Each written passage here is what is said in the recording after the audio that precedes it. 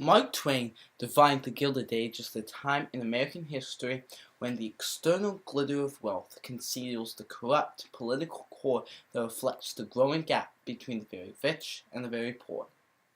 Both the 1920s and the Gilded Age are characterized by corruption in politics, massive immigration, nativist sentiments, invention-driven economies, and underlying tension between traditionalism and fundamentalism/modernism. On the other hand, during the 1920s, the increased amount of leisure time for Americans resulted in a cultural boom in an isolationist state, whereas in the Gilded Age the country moved from isolationism to imperialism. Therefore, the 1920s was, in many ways, but not completely, a second Gilded Age. Let's step back in time to compare the periods, beginning with their politics and power. The Gilded Age was notorious for political scandal and corruption. The motto of the time was if it was good for business, it was good for the country. Trusts and big business exerted undue control of the Senate, and America had a laissez-faire attitude towards business. Capitalism reigned. One of the most notorious scandals of the time was the Credit Mobilier scandal of 1872. This scandal, among many others, was one of the many things that undermined the strength of the presidency between 1865 and 1900. George Train and others from Credit Mobilier used stocks and bonds issued by Union Pacific by the government to pay itself almost 2 times the cost of building the Transcontinental Railroad. To pass funding and other bills affiliated with building the railroad, Train gave shares to many influential congressmen, including James A. Garfield, Speaker of the House James G. Blaine, and Vice President Schuyler Colfax. Let's slip back in time to see what happened. And tell them James Garfield says so. Let's see here. There's a letter for me. Let's see. All this fat's getting in the way finally. There's stuff here. It's from George Francis Train of Credit Mobilier. Has some stock in here. What does he want? Alright, so he says he wants my vote for the Snake River bill. Sure, why not? Money's always good and business knows best, right? Just like the Gilded Age, the 1920s is also famous for corruption, big business and control of Congress, and political scandals. President Harding campaigned on the promise of returning to normalcy. He was pro-business and focused on making the United States economically strong again by reducing taxes for corporations and introducing high protective tariffs on foreign products such as the Forney-McCumber tariff of 1922. The focus on money was seen in the Teapot Dome scandal, wherein Secretary of the Interior Fall arranged for the oil fields to be placed under his control and then received a kickback when they were released. Let's listen in. Ring, ring, ring, ring, ring, ring. Oh, hey, this is Secretary of the Interior Office. This is Secretary Fall. Oh, yes, Mr. Doty. Edward, isn't it? Yes, I did have the Teapot Dome oil reserve transferred to the Interior Department. Yes, I know you'd like a lease. I seem to be short on funds myself.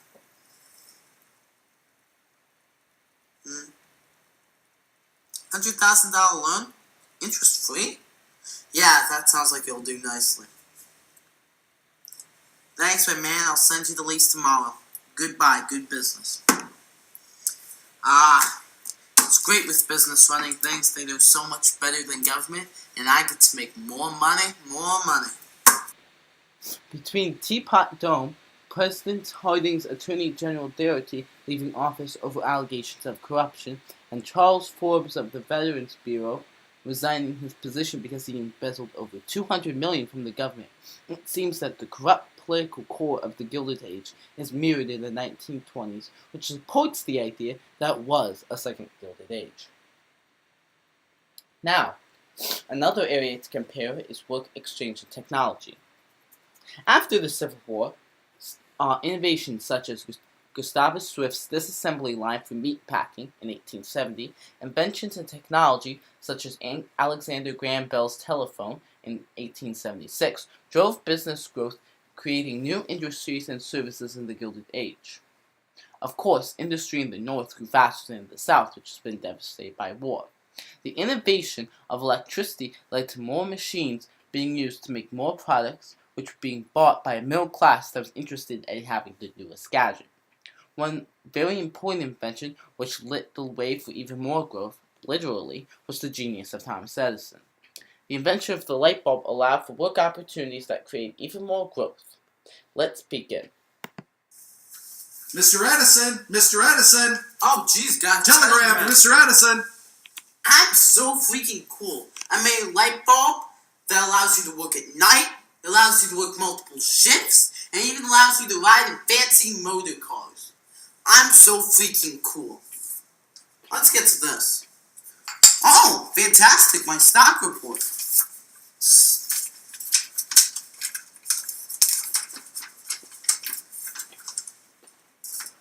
Would you look at that?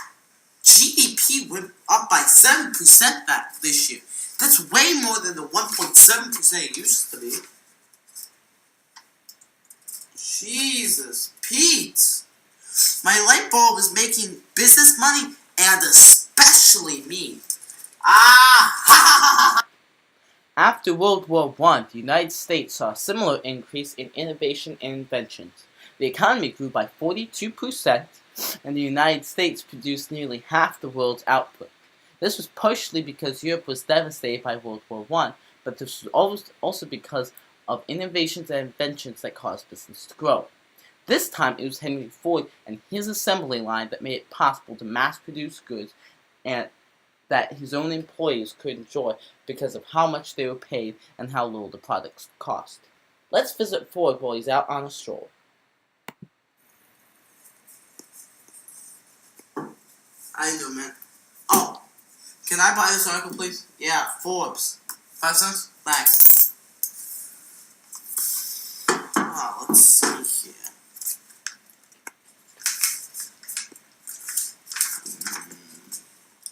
My featured article finally made it in here. Yes! Ford, unleashing the U.S. economic potential. That's so awesome. Love this article. Let's see what they say. Yeah. That assembly line was huge. It makes stuff so much quicker and cheaper. And yes, they're right. GDP up 11% and more. Wow. It's even more than Edison's invention. Take that, Thomas. And yeah, more money for me is good. Especially for my workers, because that means they can buy my clothes. It's great for everyone, including me.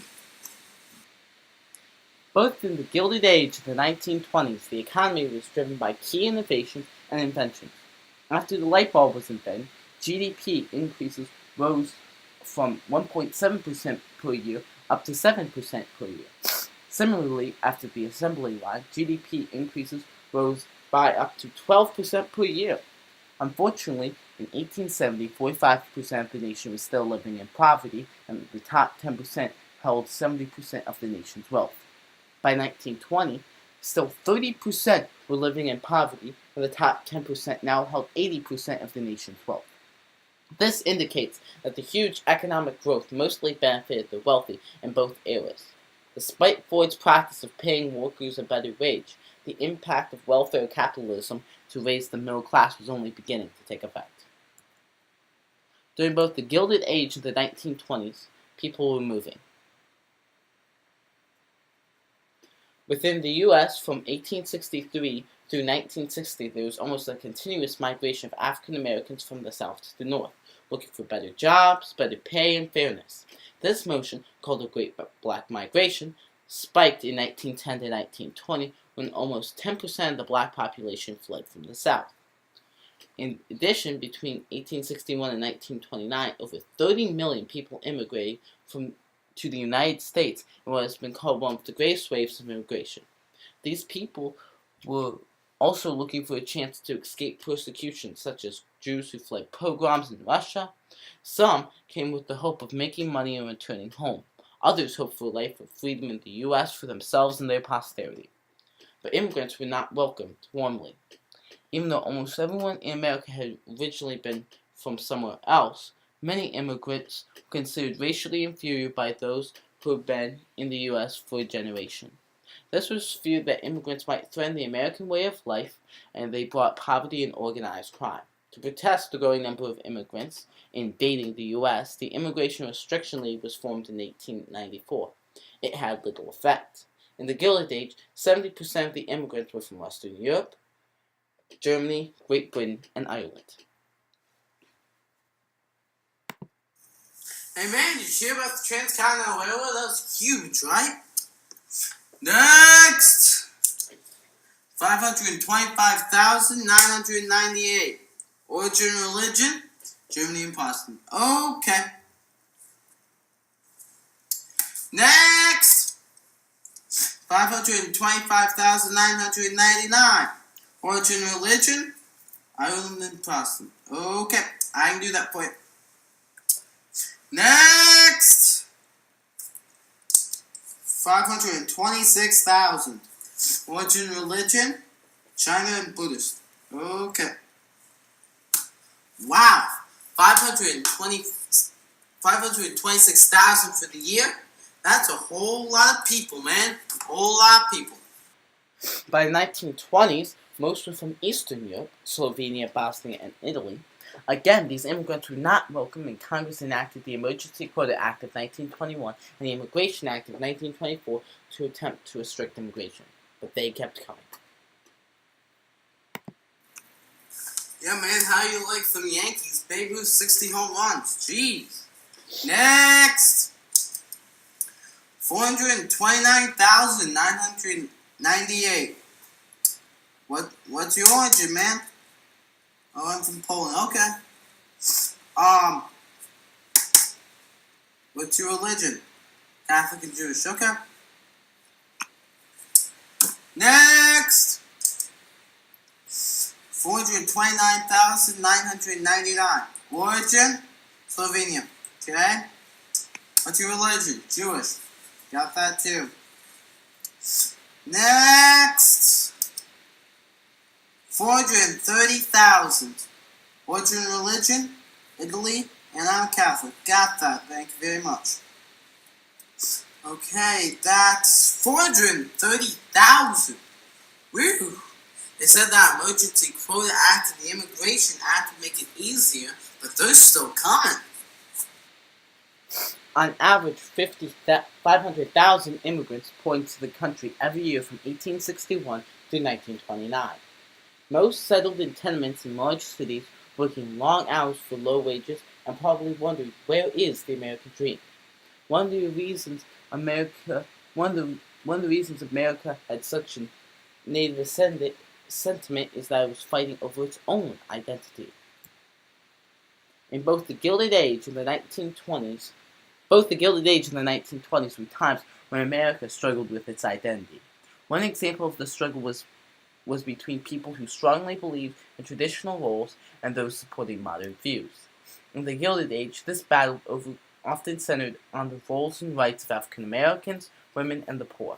In the case of women, it was seen in the action and reaction to the expanding sphere of women's influence in caring for and lifting up the poor in settlement houses like Jane Addams' Hull Houses, in helping the weak through organizations like the Women's Christian Temperance Union, and in an effort to expand their sphere of influence through women's suffrage.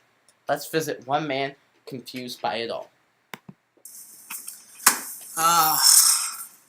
Fair place. Next. Why am I so low? Well, let me tell you, it's my wife. I love her. I really do. But ever since I got back from that war a couple of years ago, I hate those Union boys. Well, anyway, ever since I got back from that war, that my wife's just been bigger than her britches. I know, I've been gone for 6 years. She's held down the farm, but jeez!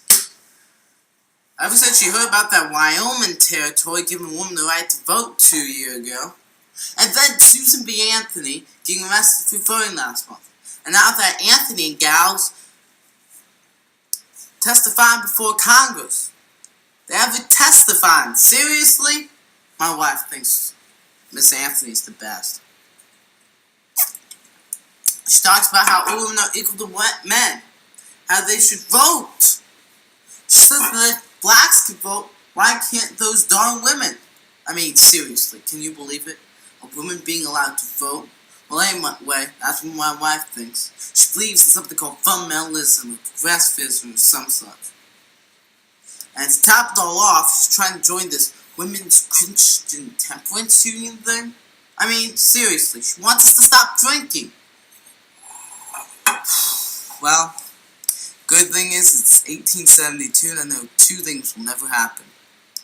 Women voting and me not drinking. In the 1920s, similar struggles between traditionalism and fundamentalism occurred.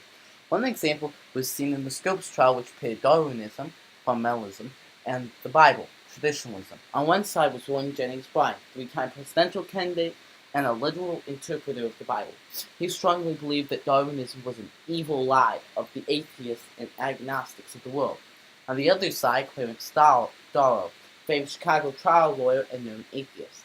In what was dubbed the trial of the century by the New York Times, the two famous men faced off to decide what could be taught to the children of America. What is the meaning of this harangue?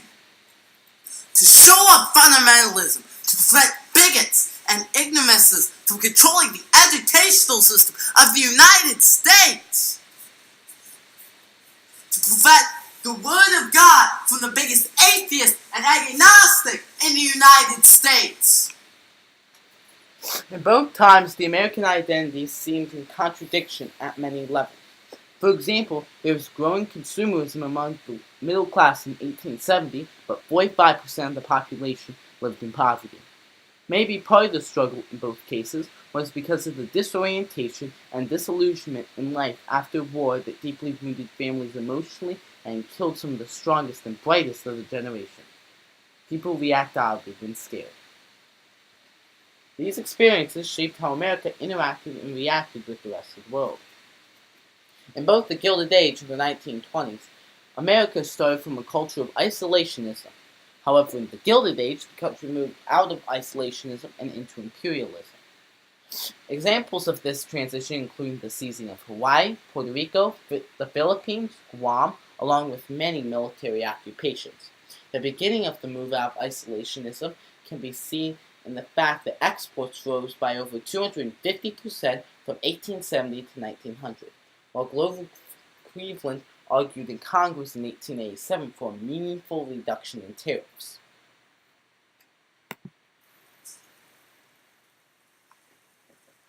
So we've been inside this wall since Monroe in 1823. I'm sure there's something else out there in the world.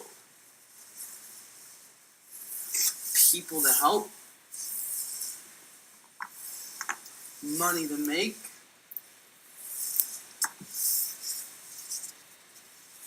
souls to save. What's that? Hawaii!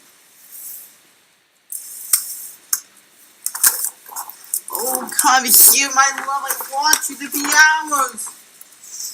And I love annexation. In the 1920s, isolationism was enhanced. Not only was the Border Patrol created in 1924, but exports decreased by 40% from 1920 to 1929, and tariffs were increased by the Emergency Tariff Act of 1921 and other laws.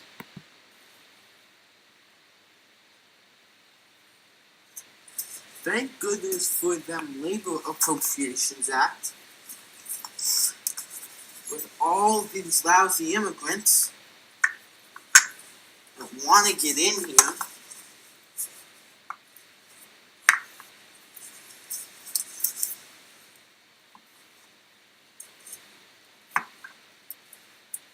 we need to protect our borders with the Border Patrol, and that gives me a job. While both the Gilded Age and the 1920s started out in isolationism, the Gilded Age slowly broke down those barriers while they were reinforced in the 1920s. Finally, the ideas, beliefs, and culture of the two eras must be considered. The ideas, beliefs, and cultures in the Gilded Age of the 1920s had some similarities, but differences arose due to the different starting points in the two eras. In both cases, isolationism and pressure from immigration drove nativism, as can be seen by the role of the KKK. In the Gilded Age, the KKK stood for white Southern resistance to the Republican Party, including the imitation and death of blacks, such as the Utah Riot in 1870. During this time, however, there was little time or money to enjoy cultural growth. Darn it! Piano sales are terrible. No one wants to listen to my trombone. And that stupid Chinese Exclusion Act and those anti-Catholic American Protective Association don't seem to know what the heck they're doing. They're not keeping those Catholics out of my country. Looks like I gotta take matters into my own hands.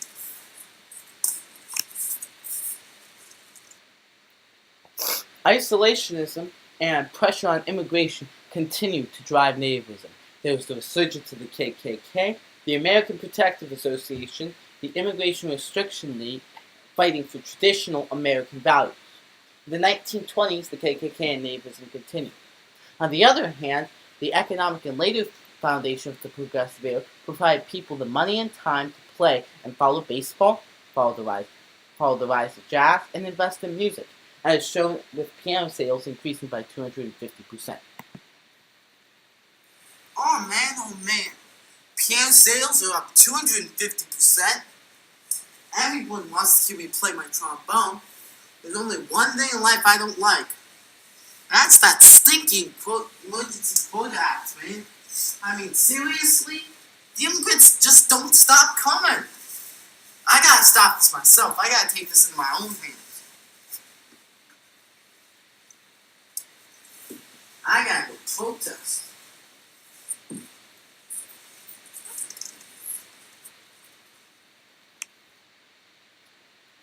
While both eras clung firmly to nativism, the greater opportunities in the 1920s led to greater cultural growth than in the Gilded Age.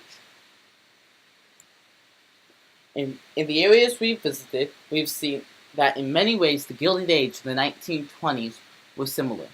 In both times, the influence of big business on government was extreme, new inventions drove economic growth, immigration brought large number of people from differing cultures to the United States each year, and Americans struggled with balancing traditional ways and values with progress.